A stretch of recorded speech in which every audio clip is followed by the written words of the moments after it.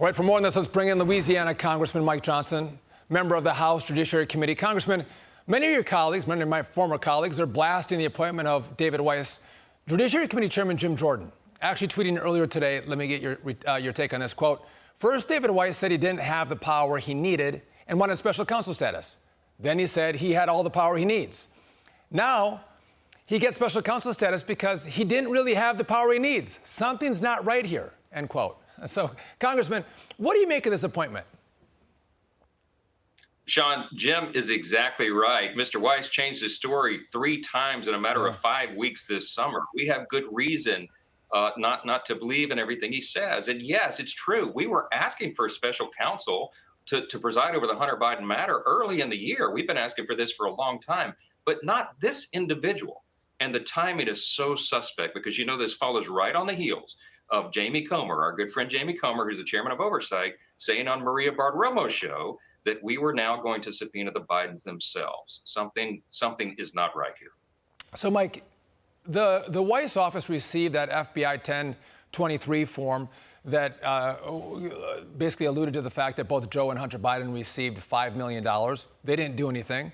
We have the sweetheart deal where Hunter was charged with misdemeanors of tax evasion, which are normally felonies. The gun charge was also a deferred prosecution agreement. So it seems like the Department of Justice has appointed Weiss because he's shown loyalty to the Bidens, not that he's actually going to find the truth.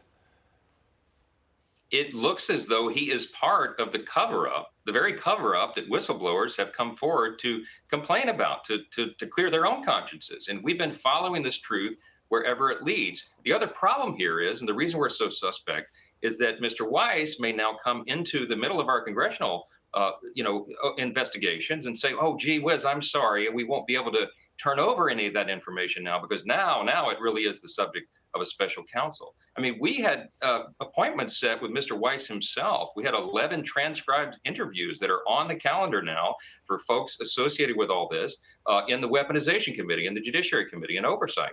And so now the question is, what becomes of all that? Are they going to try to use this as some sort of evasion tactic? We don't trust what is happening in Merrick Garland's DOJ, and we have many good reasons not to. Yeah, so for almost 9 years, the Department of Justice doesn't investigate Hunter Biden. And now all of a sudden, they're all into the investigation with special counsel. And to your point, Republicans, they're planning to subpoena the Biden crime family following the release of new bank records.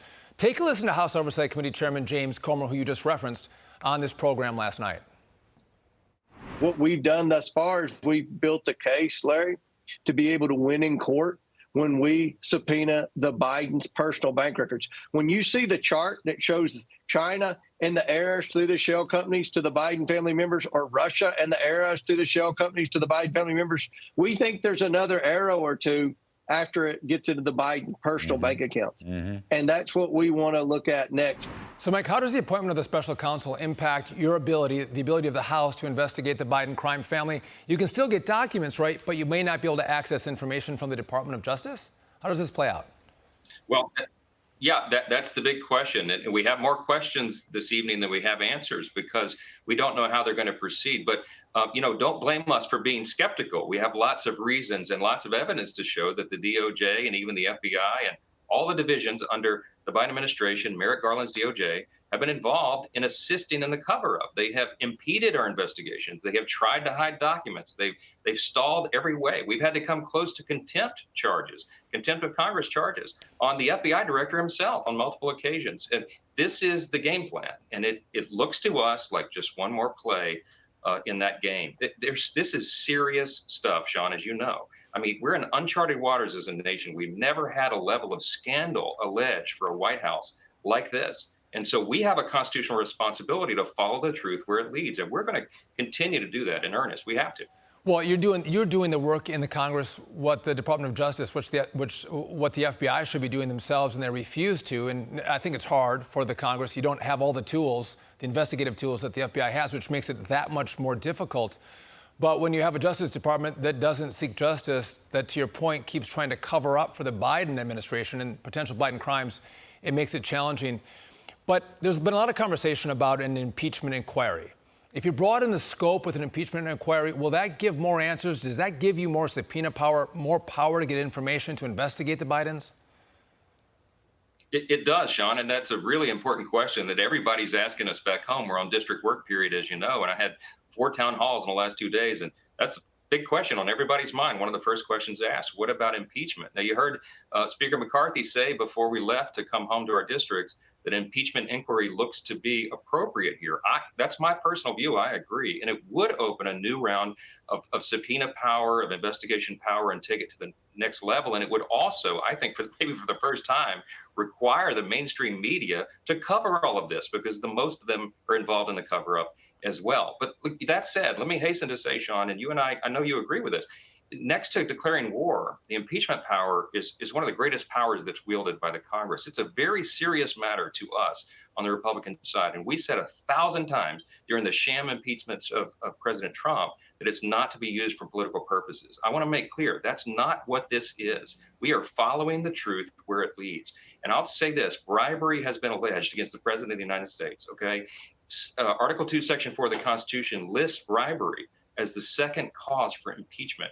If the evidence takes us there, Sean, we have no choice but to pursue that. And we owe that to the people and to the oath we took to the Constitution. And I would agree. And if the FBI and the DOJ were willing to investigate these allegations and let us know what happened, I don't think you'd have to take that step. Or you don't have to take that step on the investigative front. You might impeach them if evidence was found, but they're not doing their job. And then, therefore, the Congress has to step in. I want to switch gears with you, Mike, because I want to talk about a topic that's near and dear to my heart, and I think yours as well.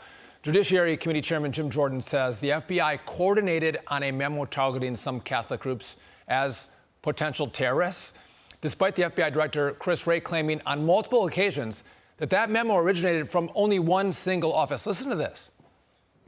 Your FBI wrote a memo talking about radical traditional Catholics. I'm just wondering if you could define it for us. You're referring to the Richmond product, which was a single product by a single field office, which as soon as I found out about it, I was aghast. I will note it was a product by one field office. And when we found out about it, we took action. But it didn't originate in one field office, Mike. It came from multiple offices. Are you guys going to continue to investigate this further? Are you going to impeach Christopher Wray? Because I look at this and go, one, he comes into Congress and is lying to you about all of the offices involved. It wasn't just Richmond. It was Portland and L.A. that we know about. But also, we have a First Amendment right to practice our religion and not be investigated by the FBI. Are you guys going to take further steps to look at this case and maybe investigate Christopher Wray?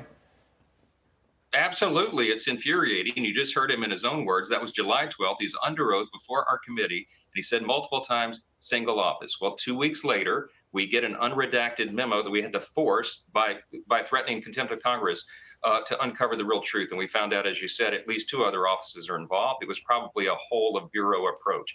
Either Christopher Wray lied to us under oath, or he has lost control of the Bureau. And Sean, either one of those scenarios is alarming and requires further investigation. And look, I think there are a number of cabinet officials now that have probably committed impeachable offenses, but we only have so much ammo and so much time. And so we're having to, in a target-rich environment like this, we're having to do our duty as best we can. And it is a great challenge right now. Well, it is. And to think that the great offenses by Latin Mass Catholics would be that they have a disdain for Pope Francis, or they question the Second Vatican Council, or they're criticizing pro-choice advocates on Twitter. Those are the offenses now, which is free speech, that this FBI wants to go after. It's outrageous. Mike Johnson, I hope you guys stick on this and make sure you're holding our government accountable, but also continue to protect our First Amendment. I appreciate you joining me, Mike. Thank you. All right.